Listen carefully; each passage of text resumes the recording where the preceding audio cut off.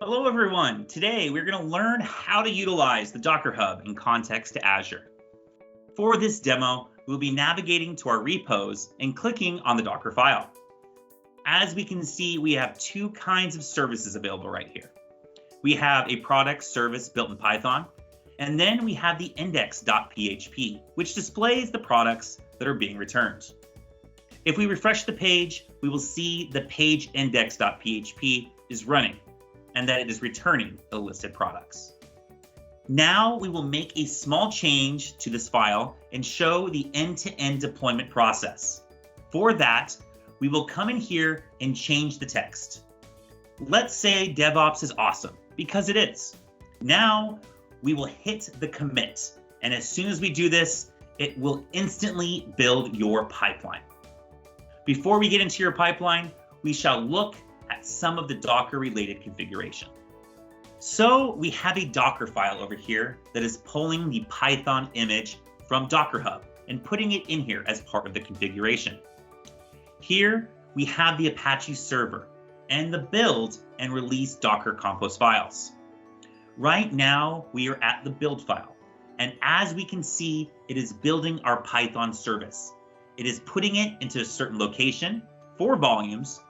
It is configuring which port it should be running on, and then storing it in the ACR as an image. We have our release file, which takes these images and puts them into our port configurations for that.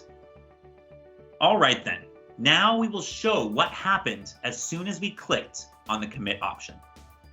This pipeline was set up as a result. This means that if we open this build pipeline and go to the build job, we can see that it is pulling in the information and doing the build process. It will then push these services onto the ACR. It is also copying the release file simultaneously to ensure that it is ready for the release pipeline to be instantiated and used as part of the deployment. At any point in this process, we can assess the raw log file, as it will give us the feature set compatibility, where we can view all the actions that are being performed here. Now let's go back in here to see what happens when we edit our pipelines. We can see the artifacts here, and we can see that there's a lot that comes with Azure DevOps that is already done for us in this video. For example, this build service for Docker Compose is an existing task that we are using. If we click this tasks, we will see all these pre-built tasks right here. These aren't just technology sets, but also for other products. We also have utilities and packages that we can use to pull groupings of packages from NuGet, NPM, Maven, and more. All of these are readily available with us with no need to start from scratch. Even when we open it up, you can see how simple the configuration is. Give the name, the Azure container registry, and the Docker Compose file we viewed earlier. Once this has been built, it will use the push service to push all the data onto the ACR. It will then copy the release file, and then we'll publish them as an artifact. We also have variables that we can define, and we will talk about that a bit more in terms of reusability of these pipelines. You can use some of the features here, where the variables can allow us to make some of these things more decoupled. So if we have a set of pipelines and tasks within those pipelines that we are using for deployment, we could reuse them. Over here, we have our triggers, and we'll showcase this in a bit. As we can see, it is for continuous integration. So that is the reason why, as soon as we commit our changes to this repo, it started working. We also have multiple options that we can use here. We have the image URLs, and we'll have retention and history. Moving on to the release pipeline that we instantiated when we check the code. Let's navigate the releases and go to the Docker to be hosted VM. Here we can see at 11:27 that it kicked off.